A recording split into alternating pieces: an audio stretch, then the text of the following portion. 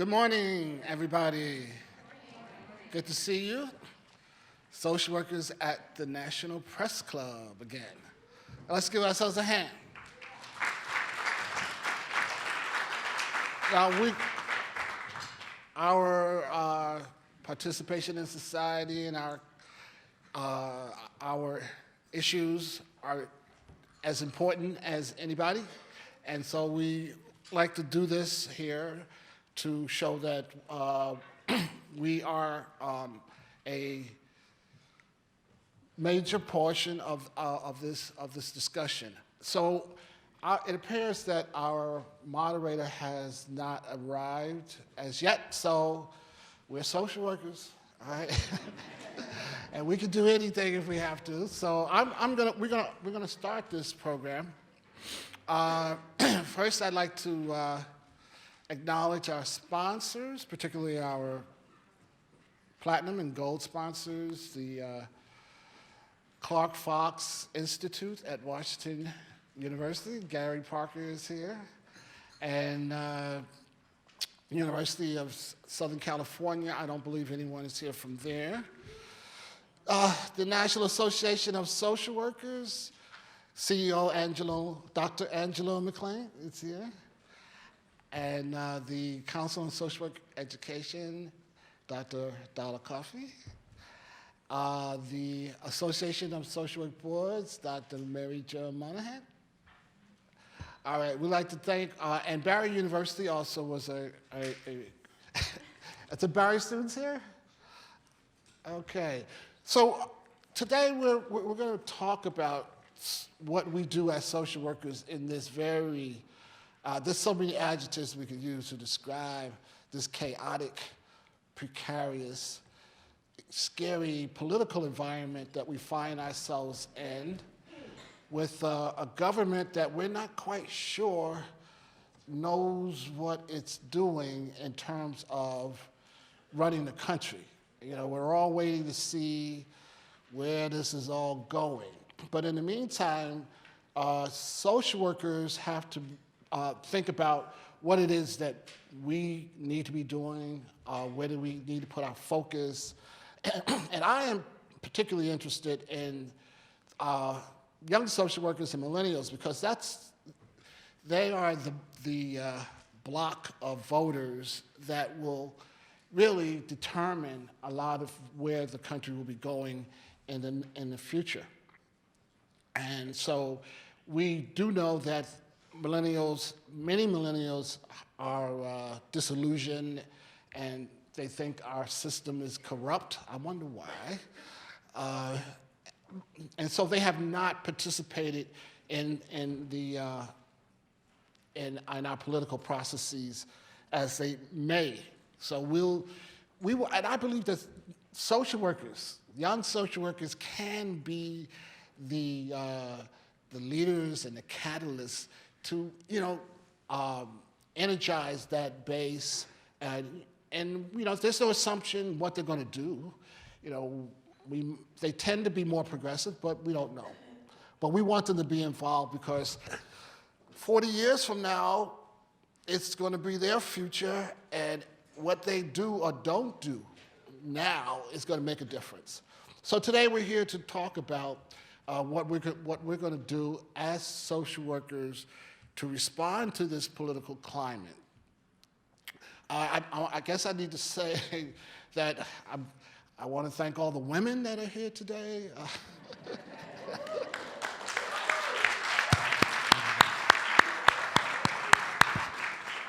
I know it's your day off, but we thank you.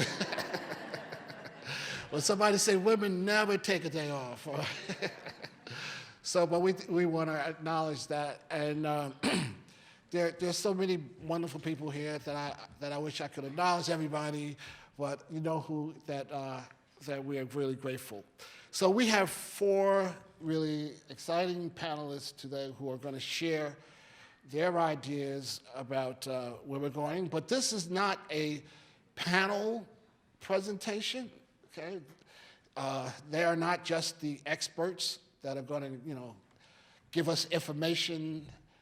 They are going to each has a particular perspective that they can bring to this conversation. But this conversation will also include, we want to include everyone, all right? So we want your ideas, we want your thoughts. There is a microphone to my left, and when you have a question, please go to the microphone. This event is being taped, so we will have this to show to social work students in schools across the country. So this is an important conversation. So I'm going to, if you notice, we have their bios on the back, so we don't have to give you a long introduction. So I'm going to ask, we're going to start from my left with Dr. Linda Lausell Bryant, who is an assistant professor at the Silver School at NYU, New York University. So I'm going to carry this conversation, and if our moderator comes, I will just hand things over to her. But each of our presenters are just going to give you a short statement, and then we're going to begin this discussion. Thank you. Thank you, Charles. Good morning, everyone. It's a pleasure to be here. I want to just acknowledge a level of nervousness. I don't know if it's the room, but my friend Gary Parker here in the audience reminded me that I'm among friends. You're my people. We're social workers. So I'm just affirming that. Thank you. Thank you. So I'd like to begin by saying I'm here representing the Center for Latino Adolescent and Family Health at the New York University Silver School of Social Work. And my focus and my spotlight today will be on Latino issues. But clearly, we're here to talk about the way all of our communities are being affected by the current political climate. So just a couple of thoughts. I think that this is our moment. This is our moment for our profession. With all of the things that we're really concerned about and disturbed by that we're seeing happening, it has galvanized people. It is a wake-up call. And there is an energy that is available to us right now, a momentum that we need to seize, we absolutely need to take advantage of. You know, we have made great strides in the social work profession. We are among the largest group that provides mental health services. We have licensure. These are all incredible strides, but it is time for us to remember the core value of social work practice, which is social justice, and that fight for social justice. So it is a time, I think, to go back to fundamental principles and values, but we do need some roadmaps about what that's actually going to look like in practice. How do we do that? How do we leverage this moment right now? So one, data is absolutely going to be our friend. Okay, we've made strides in terms of research. We need to really get acquainted and make good friends with data.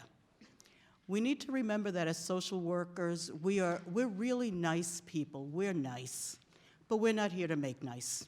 We're here to make change. And we need to embrace that side of our identity. We need to recognize that the political is actually the clinical, because everything that people come to us seeking clinical help for, you can trace its root to some social inequity.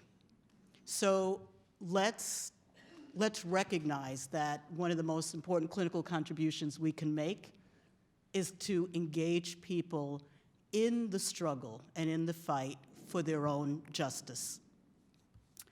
You know, we have an opportunity when it comes to Latino communities right now. The demography is on our side. Okay, we know that we are among the largest and the fastest growing populations within the country. In fact, by 2050, it's projected that we will represent 30% of the US population. Okay. There is a big need right now for counter narratives. We are so used to being minoritized, right? We are a minority population. We are an oppressed population. While there may be some truth to that oppression, the side of the story that's not being told is the power that we have right now. Not just in our numbers, our youth and our opportunities right now. We have very real challenges. I don't mean to minimize that for a moment. I couldn't be more aware of those challenges. But there is an opportunity right now. And one of the tasks we have as social workers, I think, is to create counter stories, counter narratives to the dominant story that is out there. The headline is always about how poorly we're faring. And I think we need to shift that headline to, we do have power, there is an opportunity here, you need to get involved, you need to get engaged. Thank you.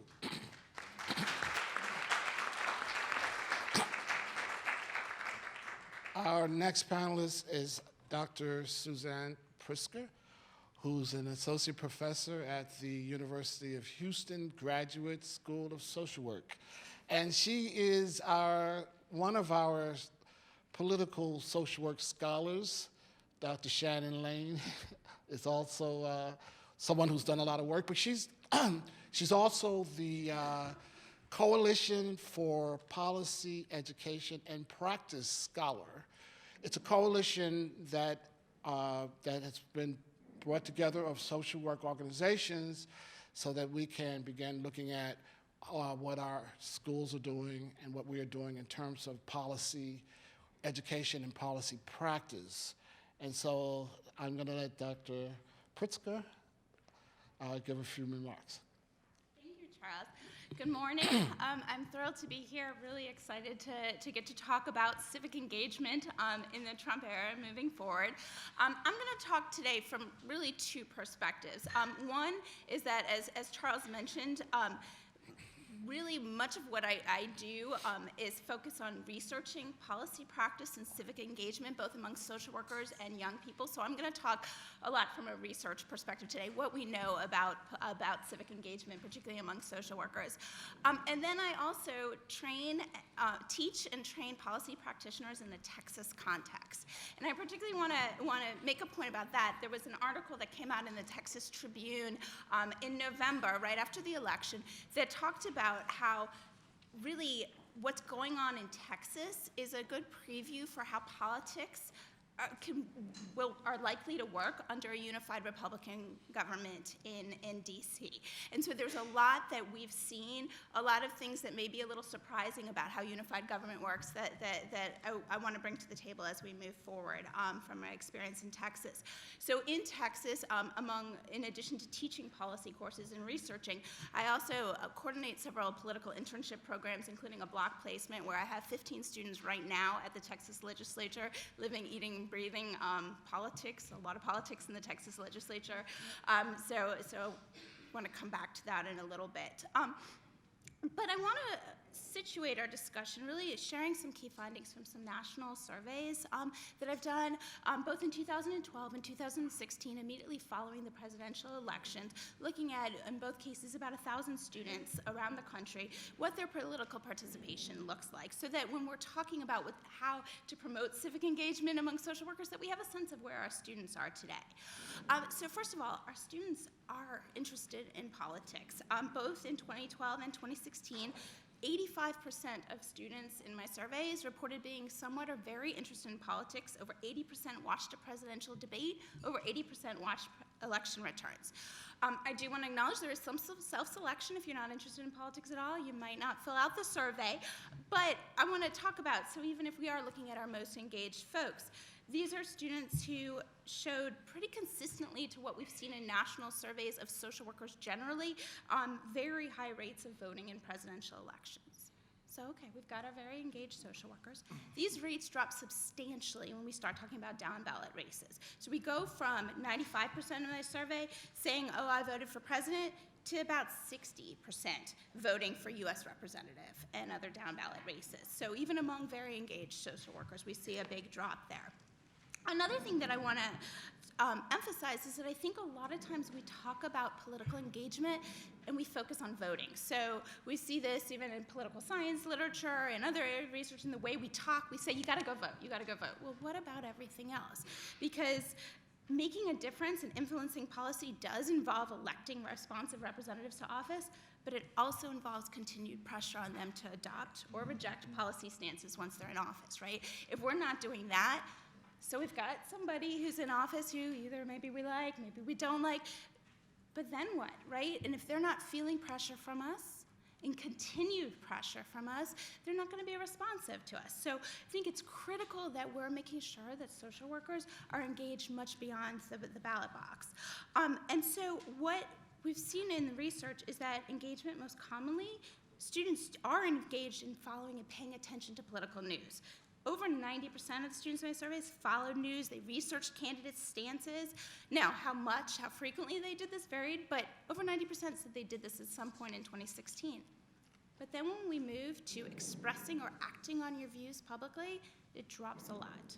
So about 2/3 of those students expressed political views online in some form in 2016, so that may have just been a little post on Facebook. It could have been more. But then only about 1/3 of students engaged in what I would consider active and committed public-facing political action. So only about 1/3 had protested or marched, demonstrated any sort of candidate support, a little button, a sticker, a sign, anything, you know. I see students with, their Bernie Sanders, Hillary Clinton, whatever stickers on their laptop. That was just about 1/3 of these students. Only about 1/3 attended any sort of political event for a candidate or contacted an official who represents a community. And that one I specifically want to, we talk a lot about you got to call your representatives, but only about 1/3 of these students did that. And less than 20% worked or volunteered for a candidate or political party. So when I look at this data, I see a lot of room for opportunity, a lot of places that we could be involved. But I also want to say this. Social work students do all of these activities at a far greater rate than their other millennial counterparts. Okay? So these numbers to me leave something to be desired, and then I stop and I look. And I look at the research and what we know about other young people. And we have an opportunity here with students who are doing more and are more present in these conversations. And then I want to talk a minute, too, about when we look at what our students are doing, what's happening in our classrooms. So as Charles mentioned, I'm doing some research as part of the Coalition for Policy Education and Practice Scholar. I'm doing research on sort of the state of policy education and social work. We're still in the process of collecting that data, so I don't have all of that, but I want to share a little bit about what we do know. So first of all, for those of you who may not be familiar with this, so social work education has 9 competencies that all of our students must achieve, and one of these required ones is policy practice. So policy practice is, one of the top 9 things we need to make sure that our students are learning. But the forms that that policy education takes vary substantially across programs. We have some programs where there's a little bit of policy tied into a class that covers other content, and there's other programs where students may have 3 dedicated policy classes over the course of their 2-year curriculum in MSW or in their bachelor's program. Some programs are emphasizing sort of, let's learn about current policies, let's learn about the Affordable Care Act, Medicare, Medicaid, or putting that in historical context. And other schools are spending a lot of time on skills, on advocacy skills, for example, on analysis skills. So again, students aren't getting the same thing. It's varying greatly across the country. What also varies is, Charles mentioned Shannon Lane before. Shannon and I did some research where we surveyed field directors across the country. And what we found is that we also vary widely in terms of field opportunities for students to learn to engage with policy. And what we know around civic engagement research is its experiential opportunities that build political engagement skills, right? So at about 50% of programs in this country, some, maybe 1 or 2, but some BSW or MSW foundation students have access to policy practice responsibilities. So that means there's 50% of programs where there's not a single student getting exposure to that in field.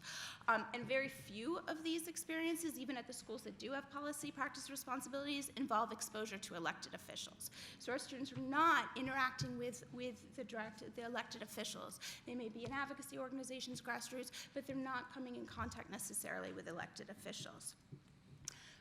field instructors talk about this, or field directors talk about this as saying there are real challenges to field-based policy opportunities that I think we need to think about as a profession.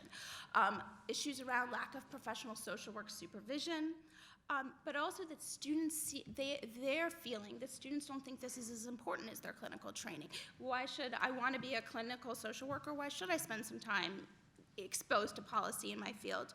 And then something else that folks talk about as a concern is distance from policy placements. They say, well, we're nowhere near Washington, D.C., we're nowhere near a state capital. And one thing that Charles has mentioned that I want to maybe address today is sort of involvement at the state and local level. Well, there is policy happening everywhere in your town, municipalities, in town councils, in county commissions, et cetera. But we're not seeing those as policy options for our students. So if we keep focusing on national level policy and not what's happening in state and local areas, then we're not helping our students gain those skills to be able to impact policy across levels. But CSWA and the Fund for Policy Education Practice have really done a lot of work, I think, in the last year through a recent policy practice and field education initiative to try to respond to some of these challenges. So I'm very hopeful about the opportunities we have moving forward in that regard. And the last thing I want to talk about is come back to the political engagement data that I talked about in the beginning. Initially, and talk about what we're seeing in programs. So when I did my surveys, the surveys of students across the country to see what they were doing, I also asked both students about what was going on in their programs, and in 2012, I asked administrators, deans, directors, what they were doing. So the majority of our students, over 60%, say in both 2012 and 2016 that their programs encourage them to vote, register to vote, and pay attention to election-related issues and news. But just 1/4 of programs sponsored or offered a voter registration drive. So programs are saying, go vote, go register to vote, but we're not creating opportunities close by for students to do that. Fewer than half of our students report being encouraged to examine election issues deeply or to register others to vote. So they're saying, well, we weren't encouraged to go more deeply into issues, and we weren't encouraged also to do some of what social work talks about, empowering meaningful participation among vulnerable populations, helping other people to be able to have access. 1/3 of administrators in 2012 reported that their programs sponsored or offered discussions around election issues outside of class. So in 2/3 of our programs, there's nothing happening around election issues, discussion of policy outside of class. And again, discussion, being exposed to issues is where students learn to be competent to engage in political action. The final piece of data I want to mention is that how do we influence who is elected, who makes these decisions? We need to be out there volunteering and working on campaigns. Less than 1/4 of our students reported that they were encouraged by their programs to volunteer for a local, state, or federal election campaign. And I don't mean this in a partisan way. I mean at all, nobody said something that is important for you to do is to consider volunteering for a local campaign. So again, I want to just kind of wrap up here, but mention, I think there's a lot of opportunity for us to really build and strengthen what we're doing around education, both in our core explicit curriculum and in what we do outside of the classroom, what kinds of opportunities are in the classroom so that we can help build civic engagement. There's a lot we know from civic engagement research that I think we need to bring into social work about how we can create programs in our, create opportunities in the classroom to strengthen political engagement and really move forward in our students and then our future professionals' ability to impact policy. Thank you, Dr. Pritzker. So our moderator has arrived, and I'm going to give way. Aibel Ryan, who is a veteran White House correspondent. This is your 4th president that she's been a correspondent under. And I mean, we could spend the rest of this conversation just listening to her talk about what's But before our next presenter, Jason Green, I'm going to ask former Congressman Adolphus Towns, Ed Towns, to come up and say a few words and introduce our moderator. Let's give him a hand.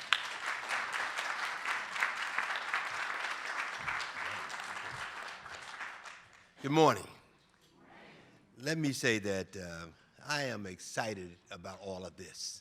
You know, I served in the Congress for 30 years. And of course, we started the Social Work Caucus, and we started CRIS. And let me just say to you why I think it's important sometimes to share why you are so concerned. I checked, and these is not, and I found out that we had more undertakers in the Congress than social workers elected. And so I felt that it was time to do something. Anytime you have more undertakers than you have social workers. And then, of course, as a result, you know, we put forth an effort to start trying to recruit. Every commencement that I attended, I indicated the fact that I was there to recruit social workers to get involved in the political process. And of course, we have a tendency as social workers to make excuses as to why we don't do. And I'm gonna just say to you, some of the excuses do not make a lot of sense.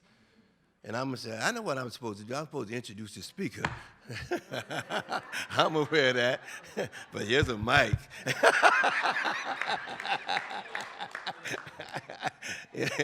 And I said I was involved for 30 years in the political process. But let me just say that, and we make excuses. And, you know, and I've had the opportunity now to follow some of the excuses. You know, to tell me that there was a lady that was on the phone, and of course, she was ironing, and of course, the phone rings, and instead of her putting the phone to her ear, she put the hot iron to her ear.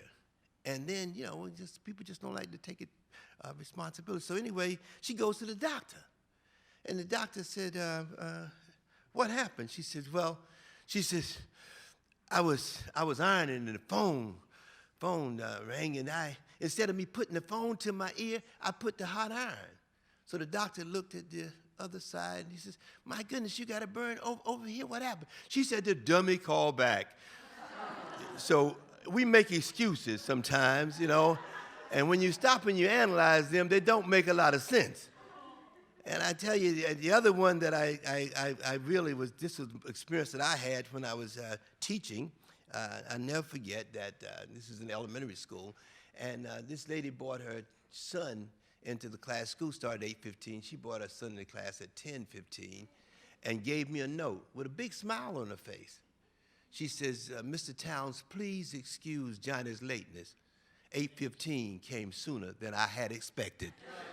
So these are excuses that sometimes we make, you know, and they don't make a lot of sense. So I'm just so excited about the fact that, you know, we are now beginning to talk more and more about the involvement. You don't have to be involved at the national level. Be involved at the local level. You can be involved with the school board. You can be involved in the city council. You can be involved in the state legislature. You just can be involved, because let me say this to you without any reservation or hesitation.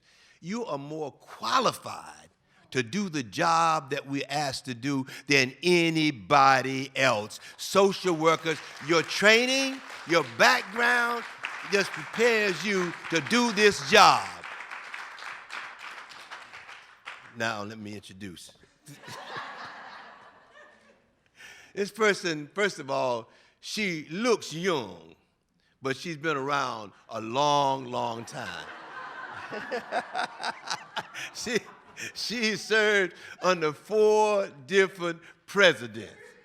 And I had an opportunity on one occasion to talk to one of the presidents who knew her very well, said that, you know, when a lot of dumb questions are asked, you know, within the press conference, he said he would turn to April, because April always had a very important question that made sense and that would pull people back in terms of on the track that they should be on.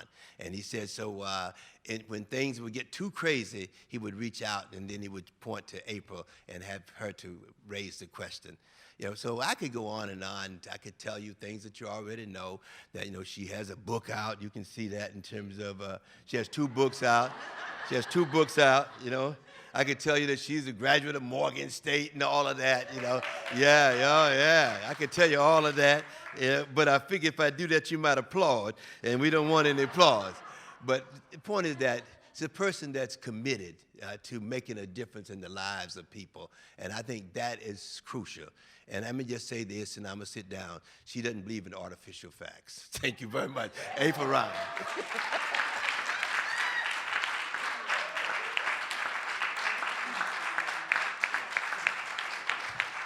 She will be signing her book at the end of the program. Oh, gosh. Thank you, Congressman Towns. He's still my congressman, and I'm going to tell you why he's still my congressman, because he's my cousin. So family, peeps, family. It's true. We are related. You can see the cheekbones. From way down south in North Carolina, small community, but they put out some good stock. Good morning. Good morning. Yes, we need to have some fire, because we're in a time such as this. I'm not going to say any more. But what I will tell you, I am so thrilled to be here with Congressman Towns in this project that is an outgrowth of his work as a social worker, and I'm thankful for the Congressional Research Institute for Social Work and Policy for inviting me today. And one of the reasons why I'm really happy to be here is in my walk as a White House correspondent or as a journalist, I talk to a lot of people. And like the congressman said, people need help. People are hurting out there. And I've talked to people like judges. They feel like, they say that I feel like a social worker from the bench. I hear from so many different people who tell me that they are here to help people. And then look at this, a time such as this. We are now in the post-Obama era.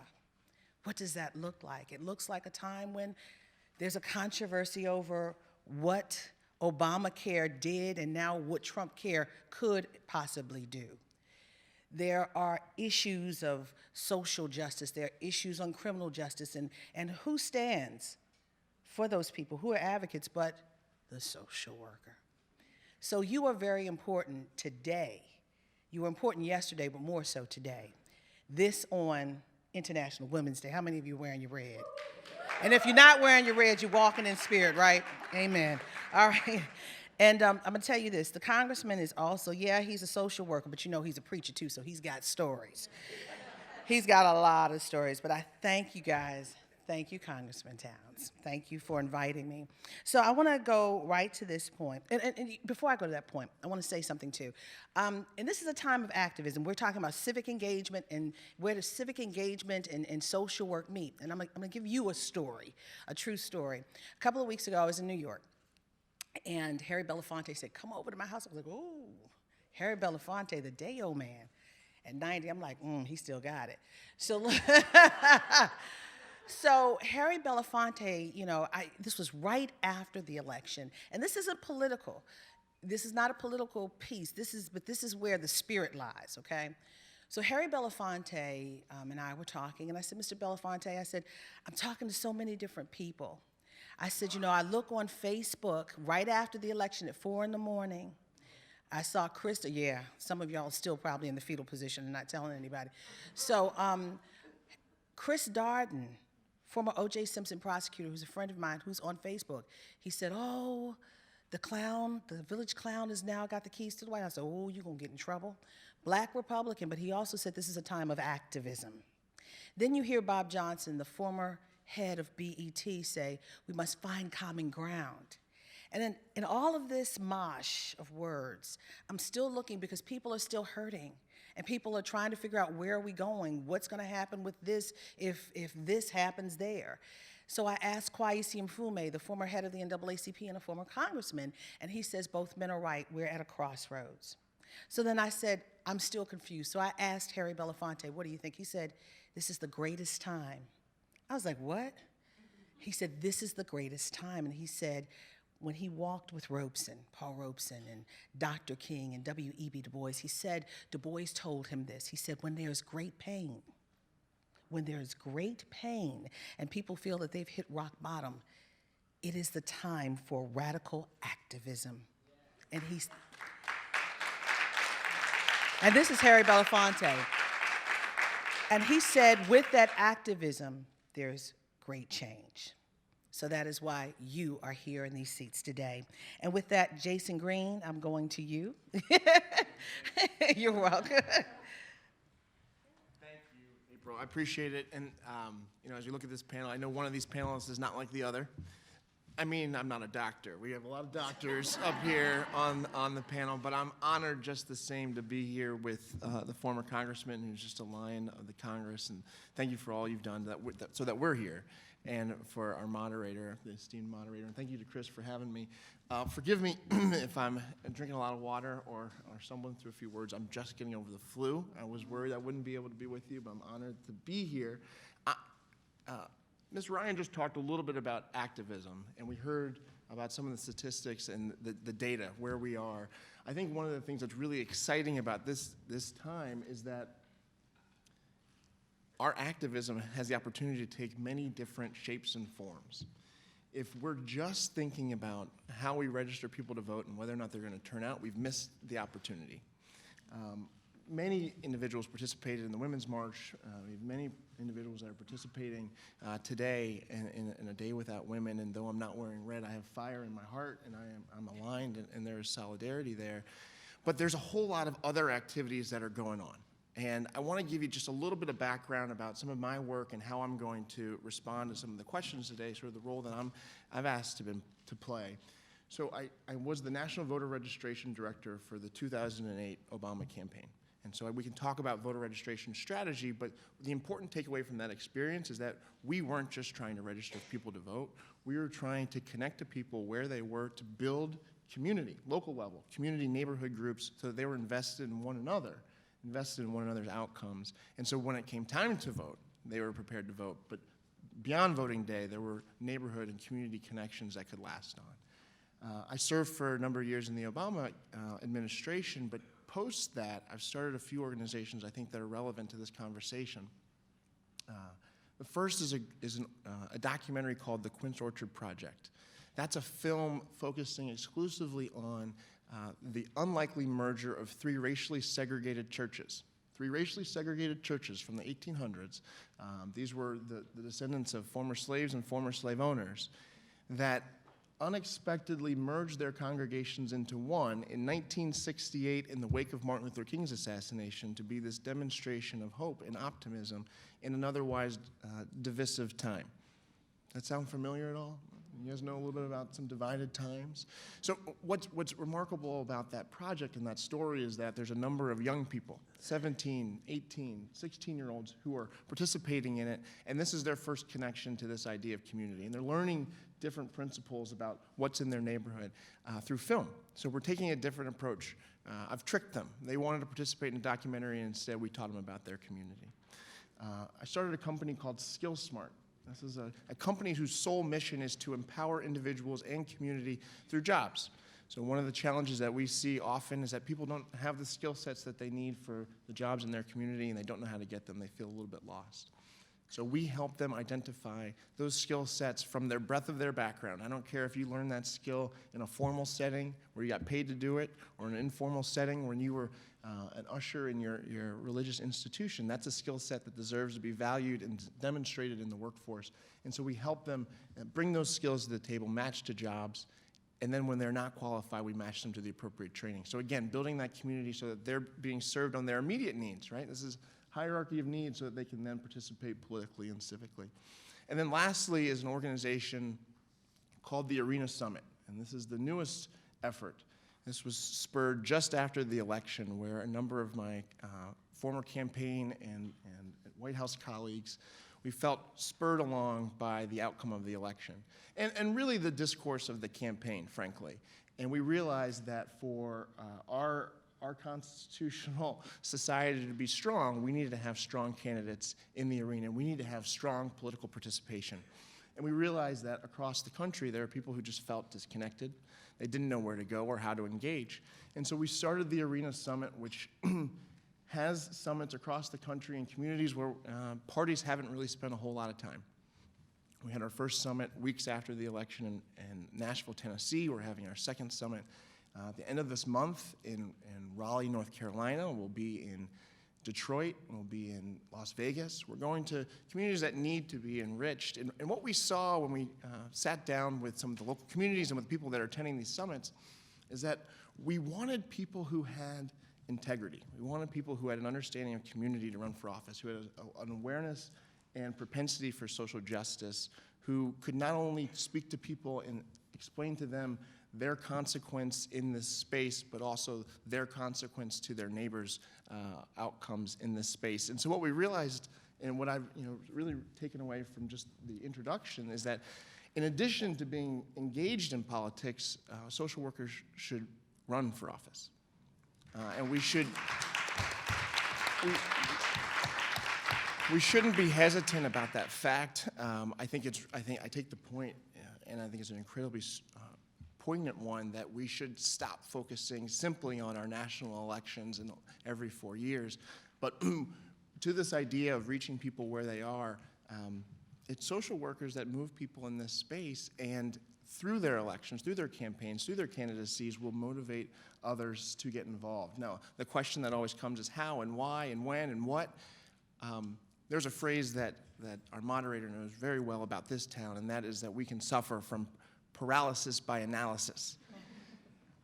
The most important step is doing something, right? And the question of whom is you, the answer to that question is you, and the time really is now, where we have this movement of activism, where people want to get engaged, where people want to bring their resources to the table and support. So we really can't worry just about whether or not people are going to register to vote. We, at the same time, have to be just as active and vigilant about whether those voting rights are going to exist, right? We have to meet those challenges where we face them, and I think part of that is stepping into this arena and being truly participatory. Thank you.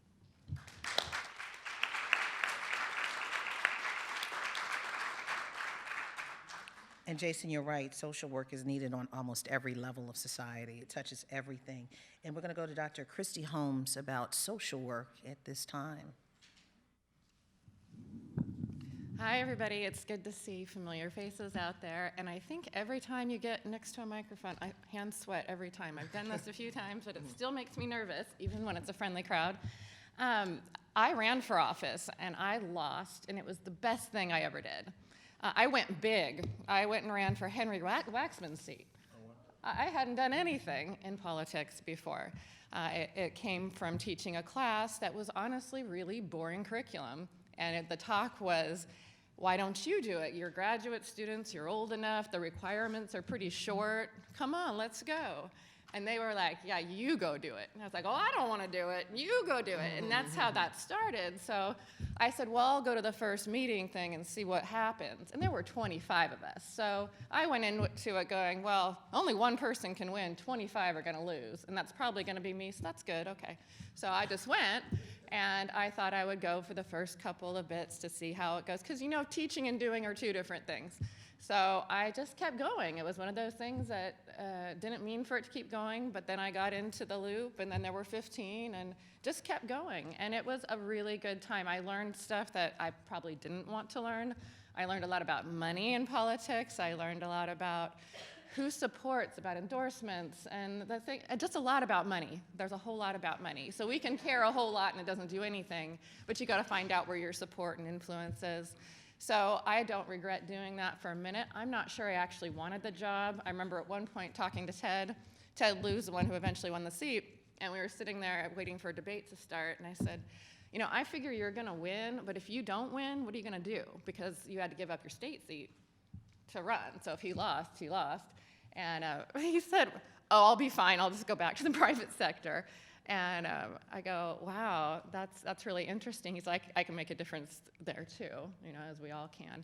And I like that attitude because, you know, he's doing a great job. I can't be more happy about who won the position. But that means we just have to get out there. And I got a lot of questions that I think were honestly more sexist than against social workers. As far as being qualified to run, I got more of, you know, where are your children? So if your children are around, don't you have a nanny? And if you had your children not around, who watches your children? Like, do you ever see your children? You must be busy. And none of my male counterparts got that. So, and also about qualifications. When it came to the women who were running, we got questions about, honey, why didn't you run for the school board first? And they didn't ask any of the men with the same set of qualifications. So those are the sorts of things that, they can be annoying, but who cares? Just move on. And you can also make jokes like, well, he didn't either. I have more than he does, which I don't,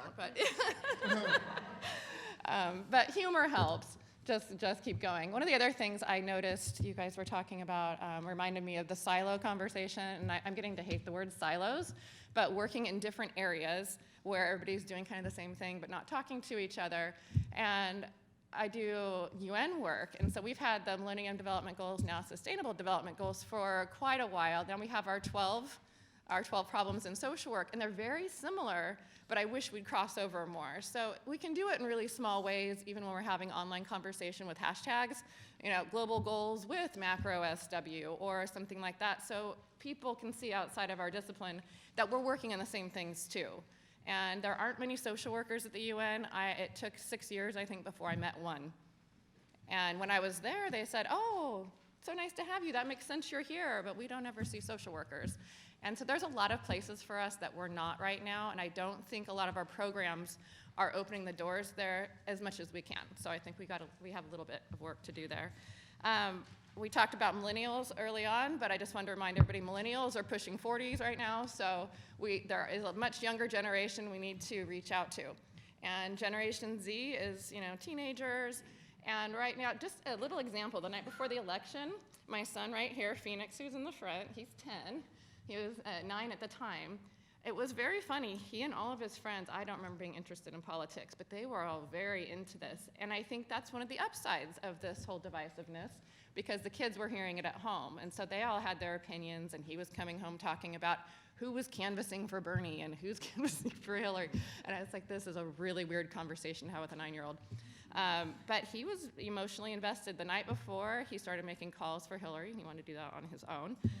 That's what he had decided. He watched all the debates, and he had what teams were like, okay, off the Republicans, and he was, why don't we have more on Democrat? And he just saw it from a really basic point of view and how people talk to each other, bullying, lying, certain things that were coming up that he just noticed from a 9-year-old perspective.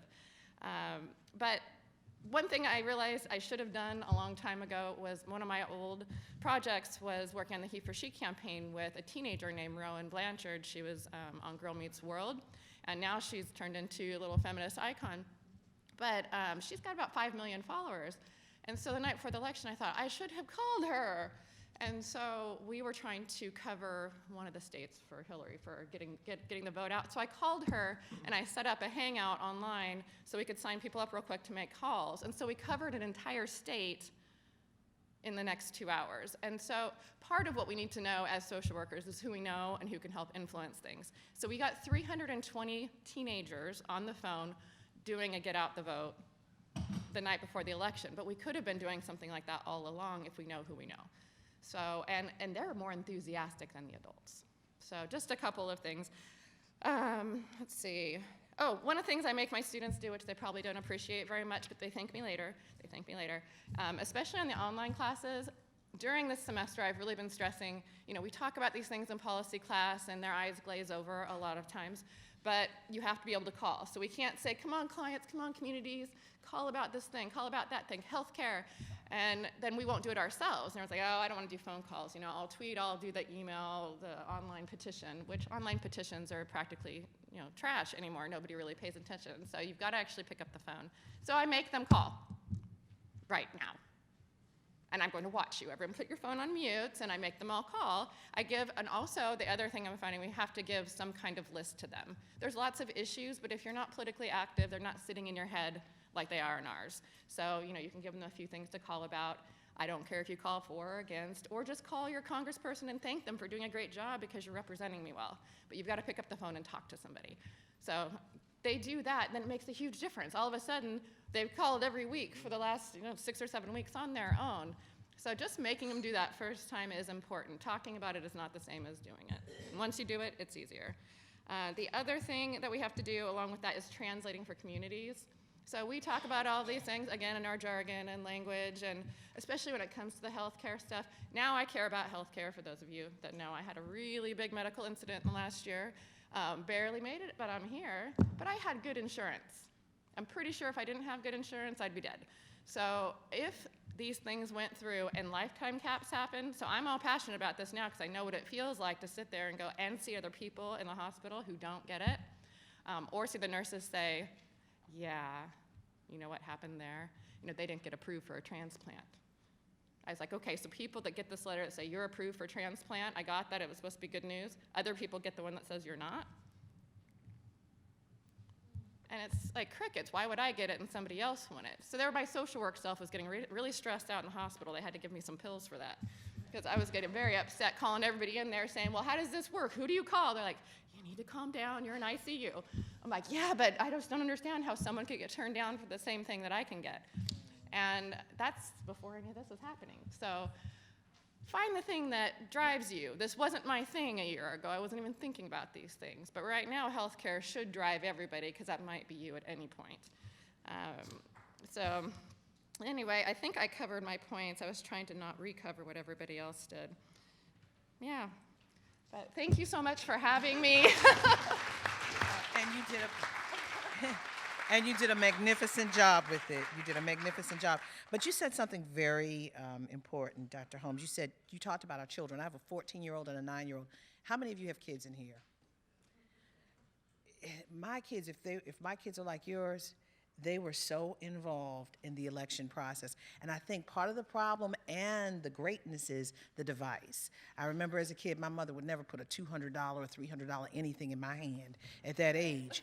But they are so connected to the world now, and they see what's going on today in 2017 because of the advances of technology, and it makes us more engaged, whereas, again, social work, activism. But, you know, this isn't a new thing. Activism is not a new thing. And keeping in the spirit of International Women's Day, I'm going to go way back in history. There was a woman who said she freed 1,000 slaves, and she could have freed thousands more if they only knew they were slaves. She was addressing the dis-ease at the time. That was Harriet Tubman. She was somewhat of a social worker. She moved them from the South to the North as everybody was looking for them. That's social work. That's activism. Then you think about, what's wrong, cousin? Somebody said she was a travel agent. All right, Ben Carson now. Let's not go there. All right. All right now. Let's get the history straight, all right? But let's go back. Y'all gonna get me in trouble in here. Let's go back, and it's online too, okay? And he did apologize though, so, but we're not gonna ask you to apologize, but it's all right. But let's even go to 1972, to Shirley Chisholm. Let's go to the first black woman who ran for president, Congressman Towns' mentor. She said, if there's not a seat at the table, bring a folding chair.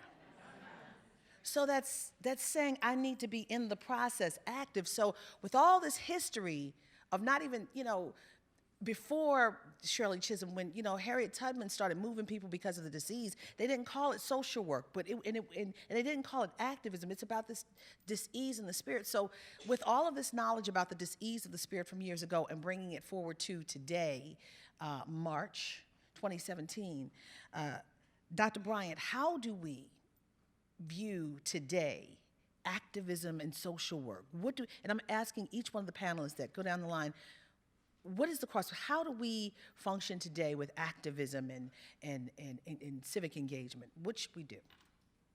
So, we talked a little bit about what it looks like at the academic level, right? In the curriculum, and how do we get our students more involved? And, one of the downsides of those devices is that young people have access to so much information, but they need help making sense of it.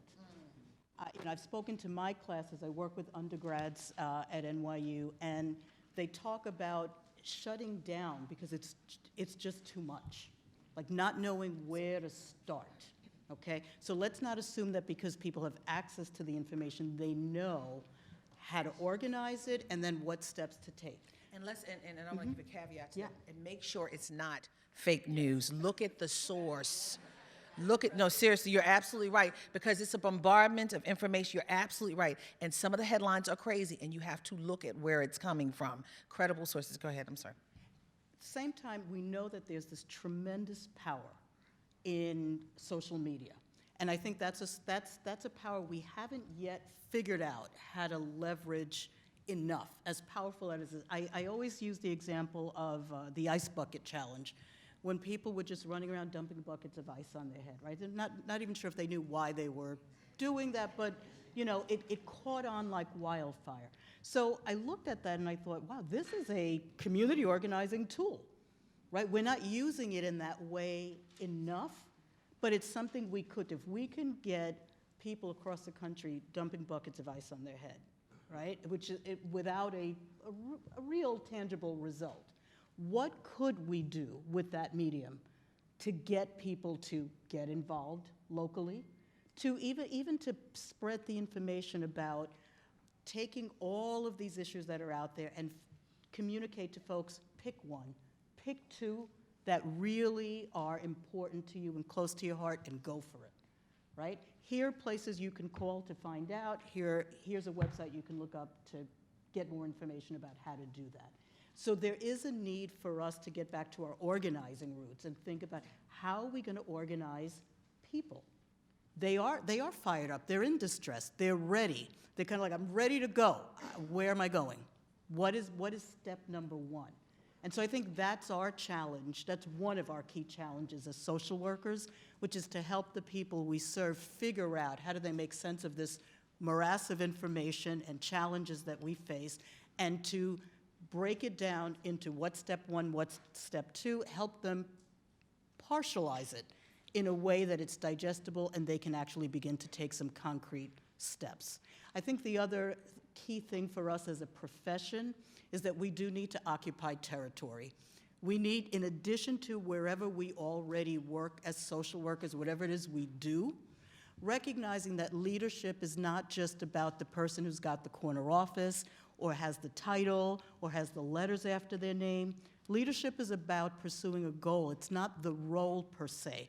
And we conflate those things. We think leadership means it's the person who's got the official responsibility, okay? But we are living in a time where, like, we have people who have the title, they have the role, they're not exercising leadership.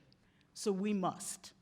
So in whatever we're doing right now, whatever organizations we're serving, and how are we taking steps to organize the problem, conceptualize it in ways that people can understand, and to direct, to help direct, right? How are we harnessing that energy? You talked a little bit about running for office. I can certainly understand in these times why folks wouldn't want to run for office, right? Any more than you'd want to just be under a microscope all the time. But we do need to occupy roles that we don't traditionally occupy. We've gotten a little bit comfortable with our success as a profession. And I feel like that might be a controversial thing to say, but we have gotten a little comfortable.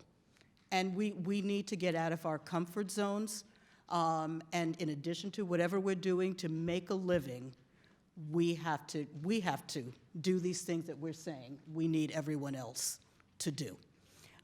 We want our students, I ask all of our students, do you know who your elected representative is? Yours, based on where you live, who are your elected officials? They don't know, so we start there. Like, your homework is, you're gonna do some research, you're gonna find out who your elected representatives are. Then you're going to either email them, write them, call them, you're gonna make contact with them. We don't teach civics in schools anymore, okay? And that has served some people well. It's part of why we are where we are. But bringing back civic education for us to use our relationships with people to inform them and inspire them to take those actions is something that we can definitely do. Thanks, Dr. Bryant. You made a very good point on a lot of your pieces, but there's one thing. How many of you remember the Ice Bucket Challenge? There was a dollar amount linked to it to go to a charity. and a cause. Do you remember the cause? Good, because a lot of people forgot that and they weren't giving to it, they were just doing it and it was going viral. So yeah, you're absolutely right about that. And I'm gonna go to Dr. Pritzker. Talk to me about what you think in 2017 civic engagement and social work should look like. And before you do that, if you have questions, please line up at the microphone because we're gonna start answering questions very soon. Yes, Dr. Well, first I want to echo everything that Linda said and kind of reinforce the need for us social workers across the board to be engaged in activism, to be running for office, all of that. But I want to go kind of to some things that I think, speaking particularly from both my teaching hat, but also the Texas context. So first of all, we need to truly bring policy alive for our students, for social workers. That policy is not separate from clinical social work. All social work is political, and in order to help our clients, this is an integral way of policy. Politics is an integral way of how we help our clients. Something I do the first day of foundation policy every semester is I pull up Section 6 of the Code of Ethics, right? And I put up the language that specifically talks about our ethical principles regarding political action, and I bold this, and we talk about it, and I stop and say, first of all, how many of you knew this was what you were getting into? And about 2 students in my class of 30 will raise their hands, right? And then we talk about this, and we set the stage from day one that everything you are about to learn in the rest of your program and everything you are about to do in the rest of your career involves and incorporates political action, that this is integral to this. And I think we need to be clearer about this. I mentioned before the research with field directors where students said this is getting in the way of my practice. I don't want to see us doing that. Social work with civic engagement, it has to go hand in hand. This isn't getting in the way of clinical practice. This is essential to clinical practice and helping our clients. So the second thing that I want to emphasize is something, and this really is kind of coming from the Texas context and moving forward. I think one of the things that we really struggle with as social workers in terms of how we engage is that we're often not open to finding common ground with folks that share different values. We're not so good about the engaging with political diversity as much as we are maybe around some other areas of diversity. One of the things I mentioned, I run this legislative internship program, and when I send my students out there, one of the first things they talk about is how scared they are to talk to any Republicans. They're literally scared. I send them to networking events, and they write on these personal reflections, each of them separately. I didn't want to talk to anybody in the room because I don't know how to talk to people I disagree with.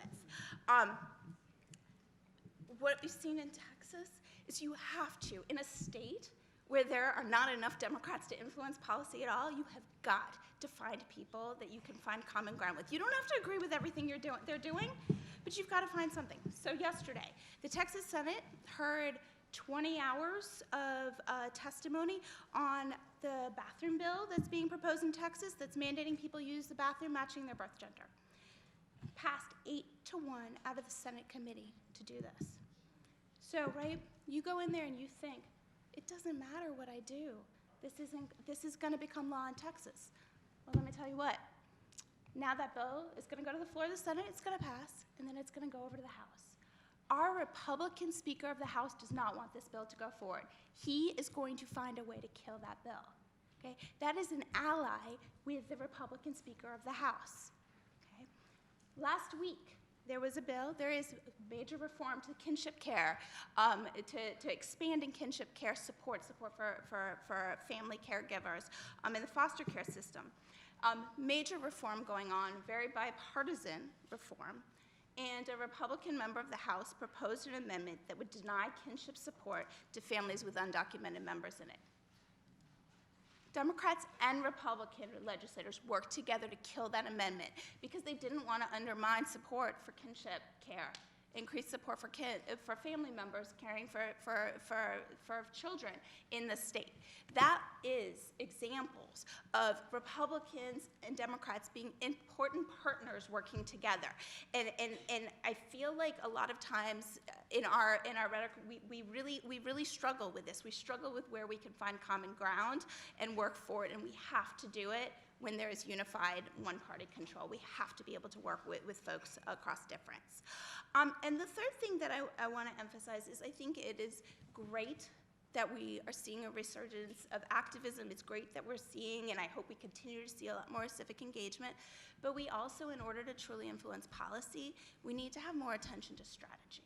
We really need to make sure that we are training our students not just to make those phone calls and write those letters, but to really think big picture on how to think strategically about advocacy, and to take leadership roles in helping others to do so. One of my favorite stories out of Texas is one of our alums, is executive director of an abortion rights fund, the Lil Fund in Texas. And during the interim, so Texas meets every other year for 5 months, the legislative session, so the interim is the time in between. She and her board members went to go get concealed handgun licenses. They went to the gun range, get their training. These are not folks who had ever done this before, right? 30 years, they don't have gun permits. Why did they do that? Because at the Texas legislature, there's a separate line you could go in if you have a concealed handgun license, and you get in faster. And they wanted to make sure when there were bills coming before the legislature, and the legislature was gonna act quickly, because they often do that, oh, here's a vote, let's go. They wanted to make sure they could run into the Capitol and be there to testify. That was thinking ahead, making sure they weren't just there when they heard the bill was coming, but that they were thinking ahead of time, how can we most strategically make sure we are there when we need to be there? And so I absolutely want to see this resurgence of activism, but I want to pair it with educating, particularly our students who are in macro concentration, going to be policy practitioners, making sure they are thinking about strategy and really thinking about how do we make sure we're really going to make a difference, not just being a lot of active voices, but really being able to make a difference and impact policy directly. All right, Dr. Pritzker, thank you. And let's go to Jason. Jason, what does it look like today, the crossroads between activism and social work? Well, I think, so you already heard my plea to run for office, and I'll come back to that sort of when we wrap up, because I think it's something that we absolutely should do. But picking up on Dr. Pritzker's point about sort of this idea of strategy, I think what is so important, whether it's in an elected capacity or appointed capacity or heightened political engagement capacity, is that we show up. There has to be intentionality around that point. We can cut the 2016 election a whole lot of different ways, but one of the challenges was that we didn't show up and fight everywhere. And these issues, these communities, these ideologies are worth fighting for. And the conversation that Dr. Pritzker was just talking about, this conversation amongst an ideological divide, you don't disagree with people, you disagree with ideas. And so it's fundamentally important that you be there to be a countermeasure to those ideas. And what we find is that it's those personal connections. It's knowing that someone had a healthcare challenge. That's what moves me about this idea, this issue. It's knowing someone in a family or a loved one that is LGBT that's going to move that issue. It's those personal connections. It's those personal narratives. It's those personal stories. And so we can't assume for a second that the outcome is already predetermined. It's essential that we participate. It's essential that we engage, because we also don't know who you might inspire with your story. And so as you teach, as you engage in the academy and on the clinical side, I'm reminded, we did a little bit of history. I'm reminded of a woman in Montgomery, Alabama, in March, this month, 1955, who was one of the inspirations for the bus boycott. Now, who do you think I'm talking about? You think I'm talking about Rosa Parks? I'm talking about Claudette Colvin. Right? So those in the room who know Claudette Colvin's story, a few weeks before Rosa Parks was arrested, Claudette Colvin, who was 15 years old, was inspired by the story she heard in her civics class that day, because someone thought it necessary. In a divided country, right, where these rights were not afforded to this class of people, someone still thought it important to talk about that, still thought it important to talk about one's constitutional rights, still thought it important to talk about the role of community engagement, and she heard that message. And so that day, riding home on the bus, she decided not to give up her seat. And Ms. Parks talks about that as one of her inspirations when they were being very strategic about the outcome of that bus boycott. She talks about that 15-year-old student, Claudette Colvin, who was inspired by her teacher to exercise her civil rights. And so I think that's so important that we don't know exactly which story is going to move someone, but we need to be intentional about the stories that you're going to carry. We talked about being connected, but not being educated. And you all have the wonderful position of being trusted purveyors of information, where you are that trusted source of information. So the activity might fall on you to understand and be that clearinghouse of what's going on out there, but then to provide that information to your students and to your community so that they can hear your words and be so inspired to go do good deeds. I think that that's where one of the places where we need to be really active and intentional. Yeah. Dr. Holmes? Well, April, first, thank you for bringing up the fake news part of what we have to do while we're trying to educate. And I'm not one of them, but go ahead. You are not.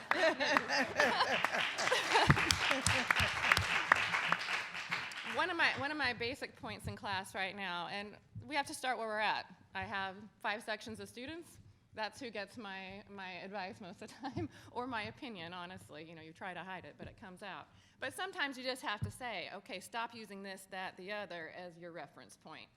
I've started to just wind way back, and I'll tell you all here, just like I tell all my students, you need to be on Twitter. You really, really, really need to be on Twitter. If you're like, I don't have time for Twitter, Facebook is a morass of you-know-what right now. So you can use that for family and friends to try to help correct messages. Right now, I'm trying to just do things where I dialed back into just screenshotting Mr. Trump's tweets.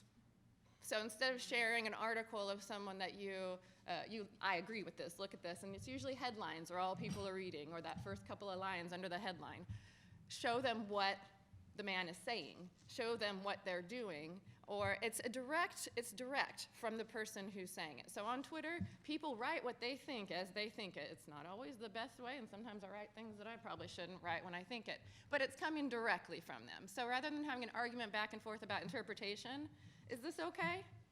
And I've noticed the arguments have reduced greatly when I just post a screenshot of a tweet or something somebody directly said, because you can argue about the meaning, but you can see what was said.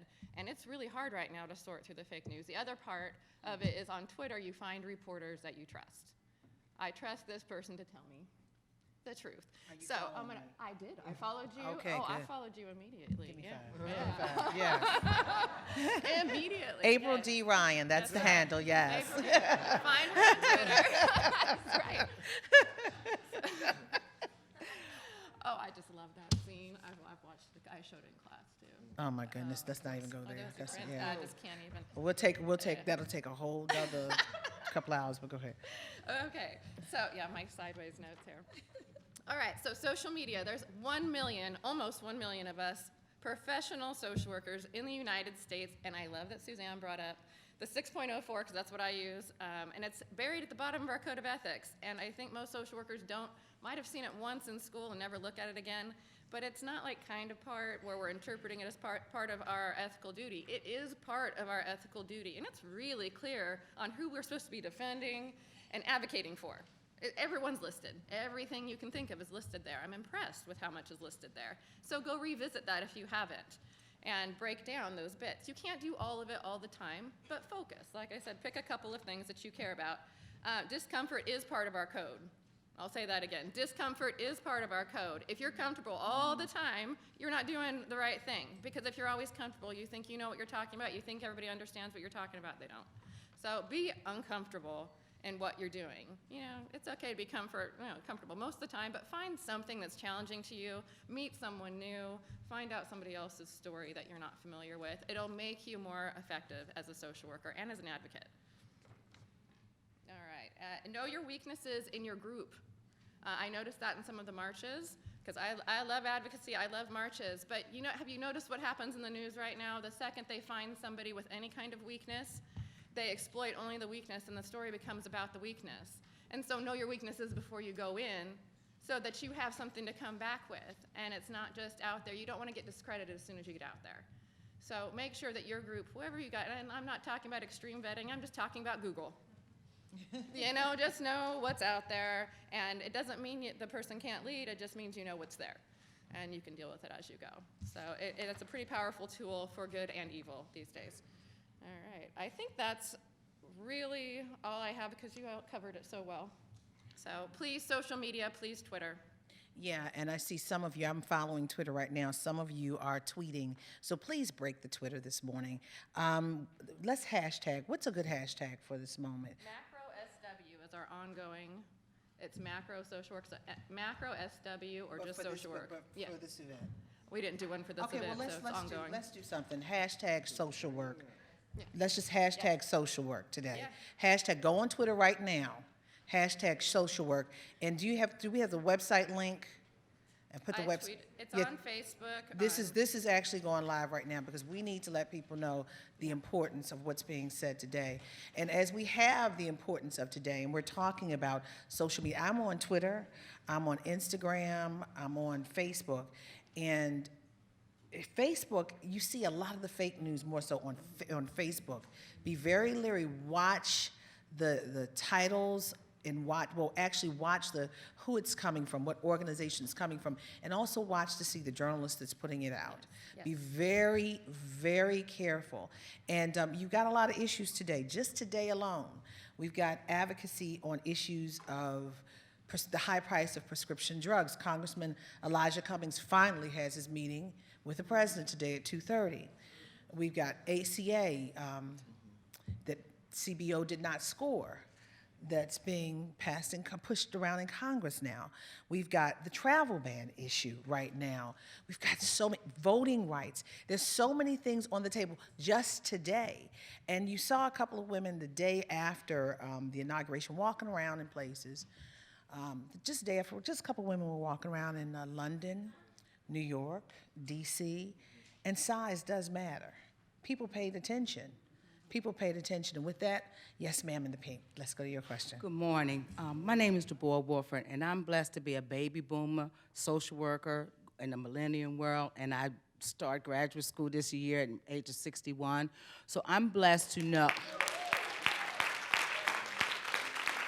And so I grew up during the era of the civil rights, so you know that civic engagement and civil learning in school was so important, and I'm so sorry that we don't have that anymore. But as a social worker, I always thought that all we did was like food stamps and housing issues. But if it wasn't for the University of Connecticut, I just want to shout them out, that let me know that I can be a political social worker with the passion that I have. And that's what's not being taught in historical black colleges. Coppin State in the house. But I just want you to let people understand that one of the things we need to educate people on is that electoral vote. That's how Trump was able to win. We're not teaching that to our students. We're not teaching that. Even to the baby boomers do not know. So I just want us as social workers to, first of all, accurate information that we give out, become more engaged, and to find out where you can make a difference. And that's what's not being taught in the schools, where we can make a difference. You know, we're being pushed to be clinical social workers. Everybody's not meant to be clinical. Everybody's not meant to be a clinical social worker. So I'm just saying that, first of all, thank you for saying everything that's been on my heart for the last year or so.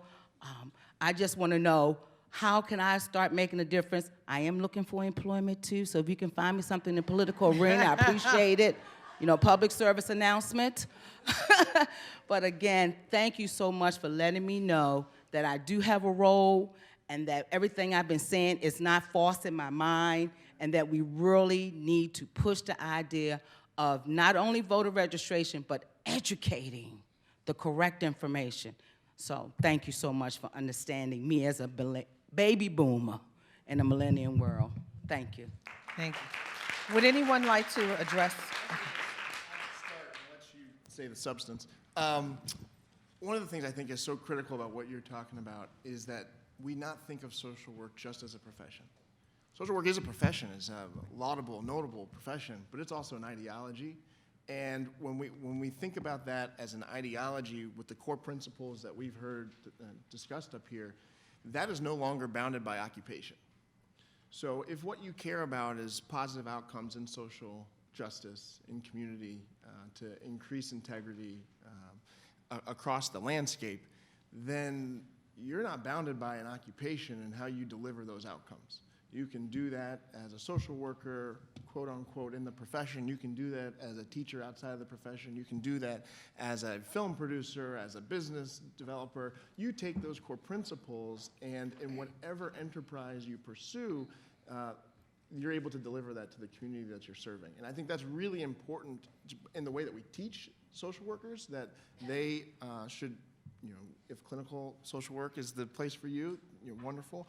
But if your passions are elsewhere, that you don't leave those social work ideologies at that doorstep, that you bring them with them, and you're so much more effective because you bring that with you.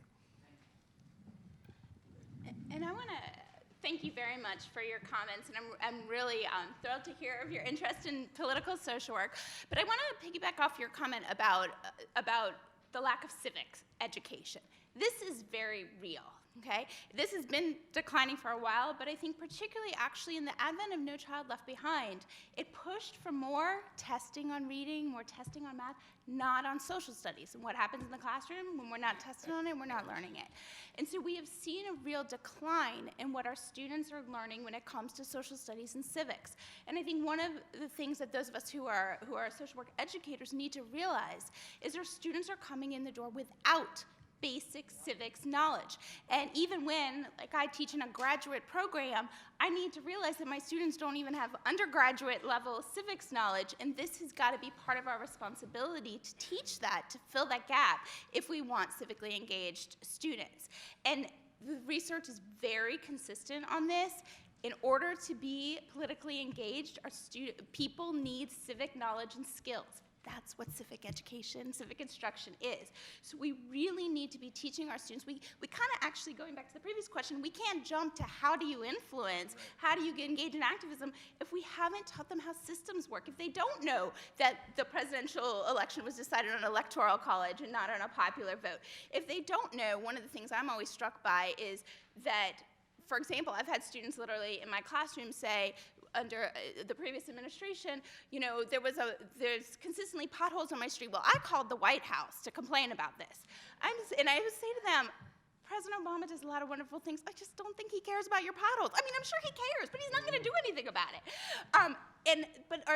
But our students are coming in not knowing who is responsible, where do I go, who do I blame, who do I go to, who do I advocate to. So I think we really need to be mindful of the lack of civic engagement and figure out how we can better address that as we're trying to channel that into advocacy and activism. So let me ask you this. When we talk about advocacy and activism in civics classes, and the civics classes not being in the schools anymore, what happens then? Do we just walk away and just say, okay, the onus is on the schools?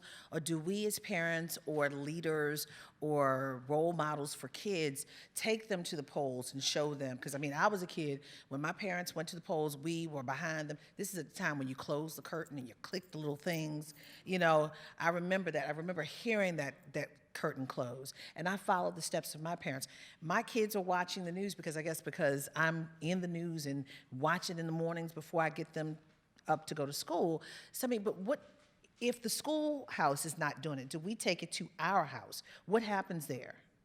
And I think we need to remember that a lot of parents are also not engaged and don't have that expertise to do that. So, I have twin 4-year-olds, and they're growing up around a mom who lives, eats, breathes this, right? So they have opinions about presidential candidates, and they want to know all about, they have lots of opinions about these things, and they're growing up with that. But not everybody has that household that has that focus and has that knowledge. So I think that we really need to think about it. And maybe this is a place as social workers, if it isn't happening in the schools and it isn't happening in home, can our community organizations, are there things that we can do with youth serving organizations in the communities, for example, youth development? Can we think about how do we incorporate some of that civics in there? And there are great programs around the country that are engaging young people and teaching them civic skills and helping to empower them and bringing them into going and speaking to their city council, but giving them the skills to do that beforehand. And I think those are things that we, as social workers, when we're working in communities, can do a lot more and pay a lot more attention to in order to sort of fill this gap. Thank you. I see the tweets. Keep tweeting. Keep tweeting. Next question. Hi. I am Denise Davison. I am an assistant professor at Morgan State University. Fair Morgan. Yes. And also another graduate of another HBCU, and I want to raise them up, and that's Clark Atlanta University. All right. I also want to raise up the National Association of Black Social Workers. I serve as a national relations co-chair for them. And the reason why I say that in particular is because ever since I've been a social worker for many years, we've been dealing with this identity crisis, and that's what I'm listening to. We're still trying to figure out who we are and what we do and how we should be doing it. And we continue with that conversation. If we go back historically, I was so glad to hear Shirley Chisholm and Harriet Tubman and Claudette Colvin raised, because if we go back in history, we will see that African Americans traditionally came into the field of social work around social justice. We never lost that fight. In urban communities, in our HBCUs, we always know you have to fight the personal and the political simultaneously. And so I'm always really like amazed and bewildered why we're still having this either-or conversation and not this collective whole conversation about how are we more inclusive and how do we actually transform communities and not just patch up people and send them back into those communities. How can we actually transform them? And so as I listen to you, and Jason, that was what you last year, so thank you again for coming back. I think these discussions are real important, but if we really want to make a difference, we got to do something a little bit differently. Even these new grand challenges that we've come up with, where is the voice of the urban community? Where is the voice of the historic leadership in indigenous communities? Where is it? It's like missing. And to that point, I do want to say that at Morgan State University in the School of Social Work, where Dean Anna McFadder is our leader, we have a program called the Urban Women on the Rise Leadership Program that was funded to actually develop women, African American women, as leaders, to position them for leadership in the field of social work and to deal with advocacy issues and to deal with political issues and to deal with this holistic way of doing social work. How can we expand stuff like that? How can we get the broader, big organizations within our social work field to take that on? Because women have more than just, we're more than just supporters for everybody else's stuff, their dreams. So I'm going to back up from that. You unpacked a lot. Yes. Yes. You got a couple people. I think Dr. Bryant wants to take it. You wanted to take it too? Thank you so much for sharing that. I've got a million things running through my head. You know, I mentioned before that I was concerned that maybe as a profession we've gotten a little comfortable. And that's not because we just wanted to rest on our laurels. I think we have put so much energy into trying to help people cope and navigate systems that are so broken and so oppressive. And that's taken a lot of time, a lot of energy, a lot of skill to do that. But if we were looking at people in a ditch, right, we may have to get some food down there to the ditch.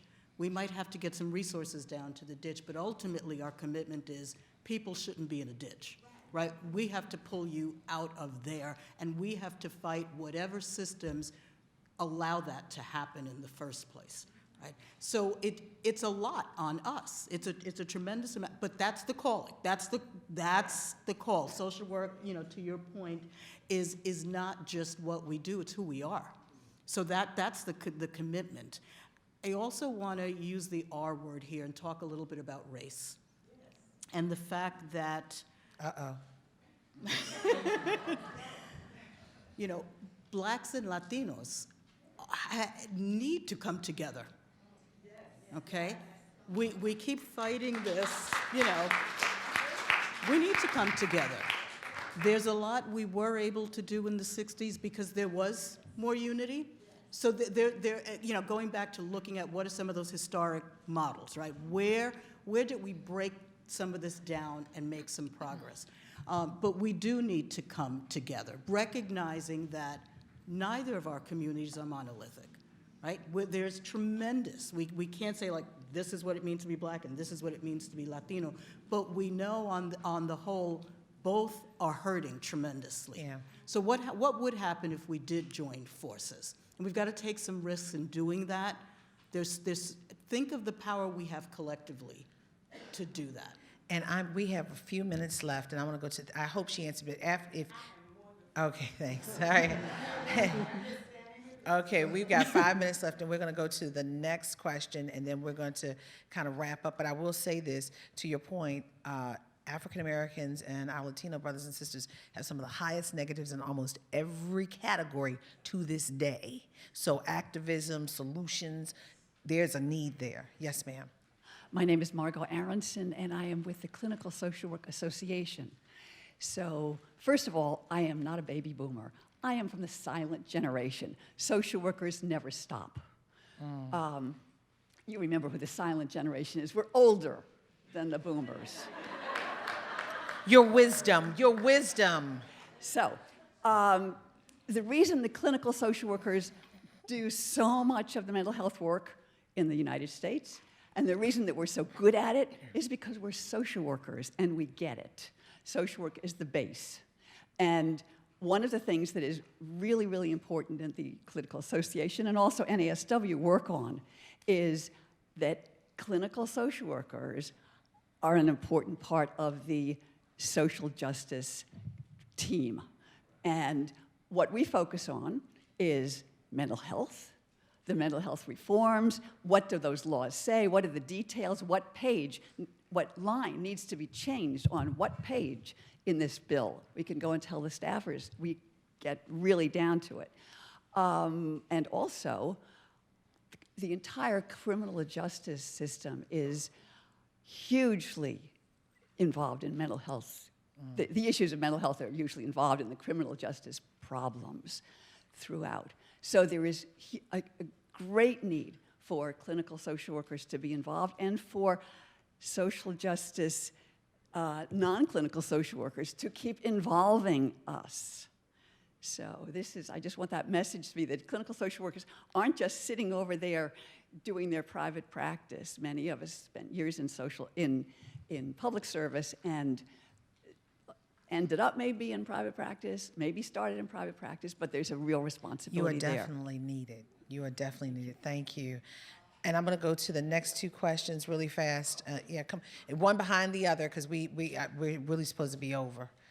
And then I'm sorry, and then after that I have a book signing. So come and get the book because it's talking about activism and women. Okay, go ahead. Yes. All right. I don't want to take time away from your book signing. Okay. Sure. No, go right ahead. No, I don't really know what I want to say. My name is Christine, and Christine Lucas. I have been a public health analyst with the government, with CDC, for a very long time, so I know data really well.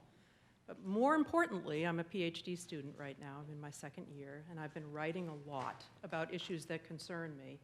One, transgender issues, and another, the global gag rule, which I really feel very strongly about. What I'm not doing, but now I am completely fired up to do because of you all, you wouldn't believe the notes I've taken, is I've got to do this publicly. So I'm going to start writing sort of advocacy pieces on all of these issues because I don't see social work doing it. And it really disappoints me. As much as I've reviewed the literature and gone through whatever I can go through, I'm not seeing social workers writing in a strong, fierce voice about some of these issues, in particular the transgender issue. So I am so fired up. Yeah. And I just want to thank everybody for giving me sort of a boost. Amen. Thank you. And I think there was a lady, we're just going to do real fast. Were you standing up? Come on, no, come on. We're going to get through this. Come on. You got to activate for yourself now. Come on. There she goes. She's fine. And then we're going to have the gentleman, and we're going to close it out. Thank you for the opportunity, and I'll try and not take up much time. I was trying to formulate my question, really get to the heart at it. Thank you to all the panelists and for moderating as well. And I was really, really struck by some of your comments about the need for us to challenge ourselves, to step out of our comfort zone. I'm a clinical social worker from Boston, and I've spent the last 4 to 5 years working internationally, and just returned to the US last fall, moved to DC 5 weeks ago. And I'm really concerned about the fraying of our social fabric, for lack of a better term, and the differences in values that I see now just within my own country. I mean, don't even get me started on the rest of the world, but here, and I think that as social workers, yes, there's a place and time for advocacy, for protest, for voter registration, for serving in political office, but I see a need for us to have some really hard and difficult conversations with people who do not share our values in this profession. And I don't have any responses really, but this is my question of how can I step out of my comfort zone and work with all of you to do this. Thank you. You stepped out of your comfort zone by getting up and asking that question. Yes, you did. Yeah. Really fast, to answer really fast. One thing I can say directly to you, and thank you for just getting up and saying it. Doesn't even matter what you said, you got up. So it takes a lot of practice, and like I said at the beginning of this, my hands still sweat every time I get in front of a microphone, even though I'm in front of a microphone a lot. You just have to just keep doing it anyway, and your heart comes through. You know, what you're wanting to say will eventually get there, and I just want to see more of us, and today crosses over really well with Women's Day, International Women's Day, and a lot of times we're apologizing for our presence sometimes, apologizing for not saying the right thing, not being quick enough, being in the way, sitting at the table. So stop saying I'm sorry so much, and just start speaking up. Your Walk voice boldly. is just as valid. Yeah, your voice is just as valid. So wearing red sometimes helps. Today's a good day for red, so go get a red scarf. Give yourself some empowerment. But if we stay at the rate we're at right now, females in particular, will stay at 17%, whether it's Congress, on boards, the rest of it, for the next 100 to 500 years. So we can keep saying, oh, we're doing better. It's the most women ever in the Senate. But it's still not enough. So we've got to make bolder steps. We have to write in blogs, not just try to do social work research, which research is great, but if it doesn't translate to the community, we're failing. So we do have to use our voice on Twitter. We have to use And our that voice op-ed on piece, blogs. the lady who just came up, the op-ed piece, writing, yeah. Yep, exactly. Yeah. So that's it. That's all I have to say. All right, thanks. Yes, sir. Good morning. Sam Odom, Southern University School of Social Work, New Orleans, Louisiana. And this couldn't have happened at a more opportune time, considering that March is National Social Work Month. What struck me specifically, some comments that were made around who is a social worker and what is it that social workers do. I think for us that are in the room that are social workers, make no mistake about it. If you do not have the training, and what I mean by the training, that is a bachelor's degree in social work, an MSW degree, Master of Social Work, or DSW or PhD. You're not a social worker. And I say this often to my students because for a long time, historically, I think our profession has always been one that has been encroached upon. And so I think for the record, understand that training is what separates those who are pseudo-social workers as opposed to those who are actually trained social workers. My comment, a question I should say, a comment I might add. Social workers are involved in so many different issues. What I would be interested in hearing is considering the Department of Defense, Armed Services. Being a veteran myself, Operation Iraqi Freedom, I wonder what the panelists would have to say in terms of the complex issues that this protracted war that we find ourselves in, how it's affected social work, and what you see as the road ahead, both academically and as advocates in this profession.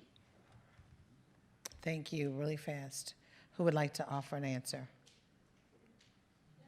I work with Give an Hour.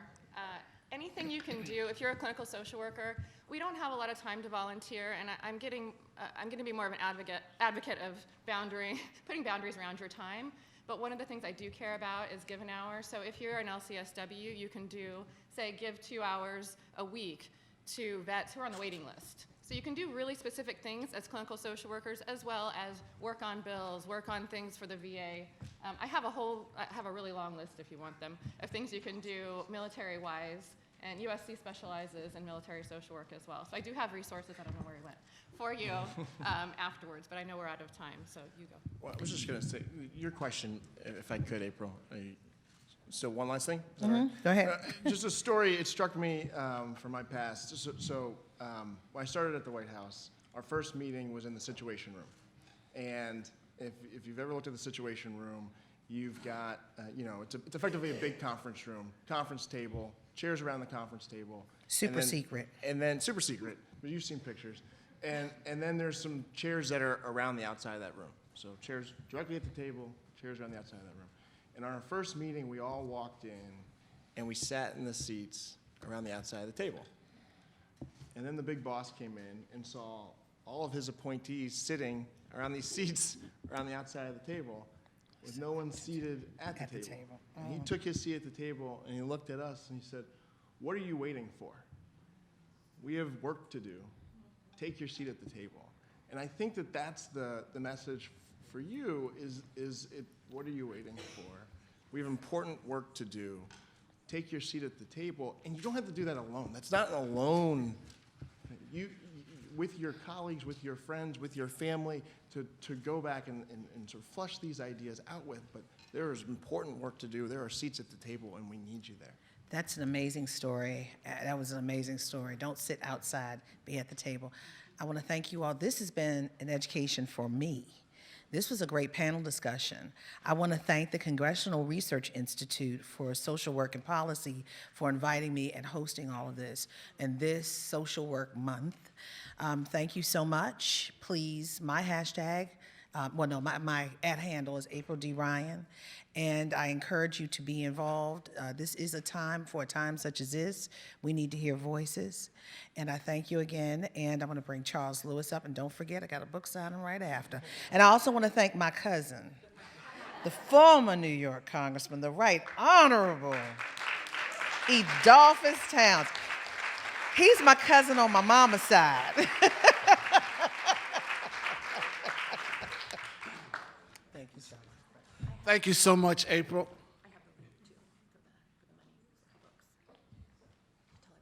Okay, let's give our moderator another great hand. All right. She's an honorary social worker from now on, and so is Jason and Linda, Suzanne, and let's give them all a good hand.